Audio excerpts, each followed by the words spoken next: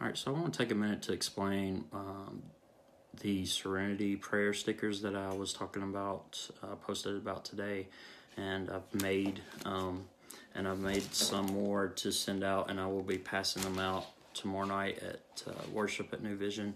But I think God, once again, has been speaking to me lately. I've come through a time of dealing some with family and my dad, and it's really, this summer has kind of flown by, but it's been spent by my best friend, most of it by his side, and it's put a lot in perspective. And faith is not, you don't have to understand it all the time why things happen the way they do, but trusting that God, has a purpose and His will be done in the end. So, I love making 3x5 post or index cards.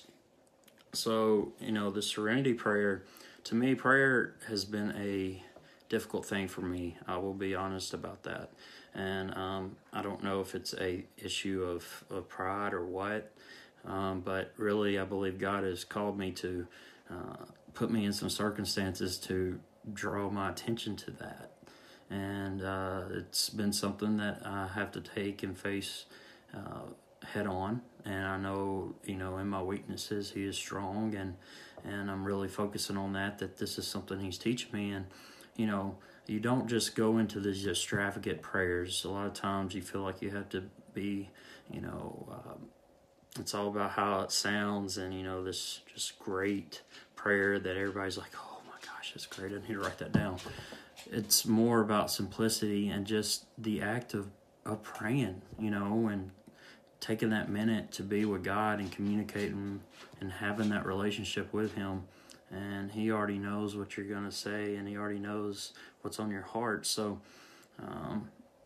that fear is usually a tool used by Satan, or pride used by Satan to keep you from communicating with the Lord and speaking prayers. So that leads me into the Serenity prayer. Is really the first part of it that I took from. It's from Reinhold Niebuhr, which is American theologian.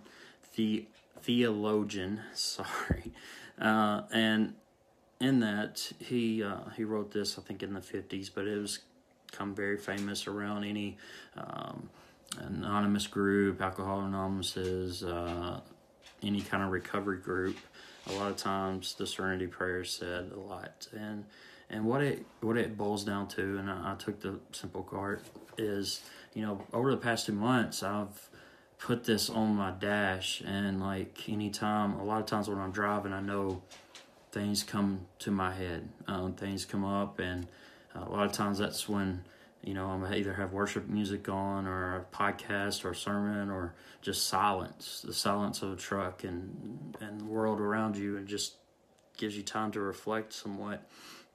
And sometimes some of my thoughts just come out of nowhere, and a lot of times I would see this and that prayer, and that would just give me peace, that God grant me the serenity, and that's a state of calmness, of peace, of understanding, of peace about, I know I might not understand it, but I know that you have purpose behind everything in this world, and I'm going to trust you through this, and it may hurt, and it may not make sense to me, and it is what it is, but at the end of the day, my faith is in you, and I know that you make all things good. So, but it says, God grant me the serenity to accept the things I cannot change, the courage to change the things I can. Courage comes from the Latin word cor, which means heart, and courage really comes from the heart. A lot of times it's, we think of it being courageous and bold and taking on something that is in the way of, something that we want to, a place we want to get to, or a step in faith. And so I believe that this courage is, it's coming from the heart, and it's the courage to change the things that I can. If I see something that's wrong, I'm not here to fix everything, but it's also not our jobs to look the other way. we might not be able to change it, but I think also that God gave us eyes and ears to hear and see and to listen to Him, and also to see things in this world that maybe we can. Maybe we're the ones, if we see something, maybe we are the ones that are meant to change it, and give us that courage to face that. And a lot of times that comes with friction and somewhat persecution in a way from people that do not like change. So the courage to change the things I can, and the wisdom, which is a quality of having experience from previous times, of knowledge, of good judgment, the wisdom, wise decision to know the difference. And I think that comes with maturity, and it also comes from a daily choice of deciding that I'm gonna surrender it all to God, and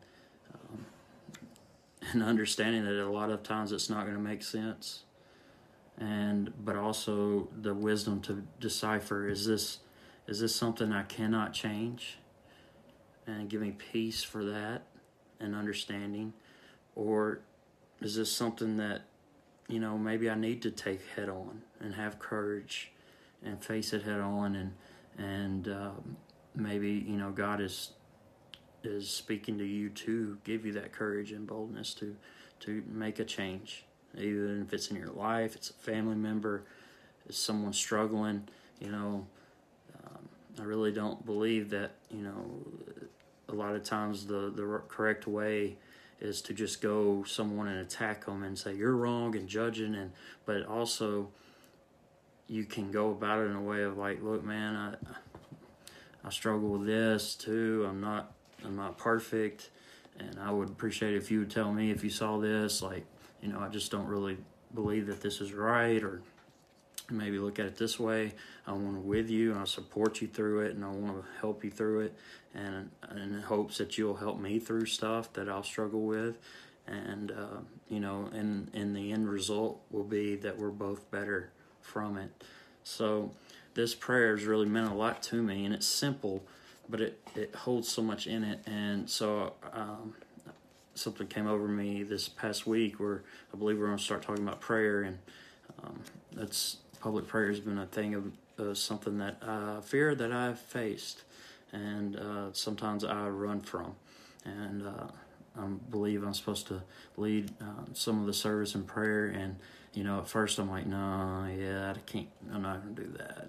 And it's one of those things that God has put this on my mind. He's put this in my heart. He's gave me this prayer, and it's like, okay, it's time, Jay. Like, you need to address this, and you need to take this full on, and you can do it through me. Not you. It's a weakness of yours for whatever reason, but I'm going to be there with you. Just like when I gave my testimony, I was scared to death, and it's like, no matter what, Jay, God was telling me I'm going to be there with you. So have that faith that I'm there, and with that, it gives you that courage to be strong and to do the things that maybe you're called to do, and to not be comfortable, to be uncomfortable, because God gives you comfort. Maybe that means you need to be uncomfortable for Him and others. So I created these stickers, and I was putting this postcard or this index card on my dash, and it was falling down or whatever. So it's like, I'll make little stickers, and I don't have many, and I want to make more, but tomorrow night I'm going to pass these out to whoever wants to come see me. If you watch this, be sure to come see me, and maybe it'll help you. You can put the sticker wherever, but to me, in my car, it helps me every day when, the beginning of the day and wherever I'm going, or at the end of the day, to really draw and think about the perspective of my life and what God is trying to teach me through everything that I face. And just remember that, I can't change everything, but I want to be bold to change the things that you call me to do, and please give me the wisdom to know the difference. So if you would be interested in one of these, let me know, and may God bless you. Thank you.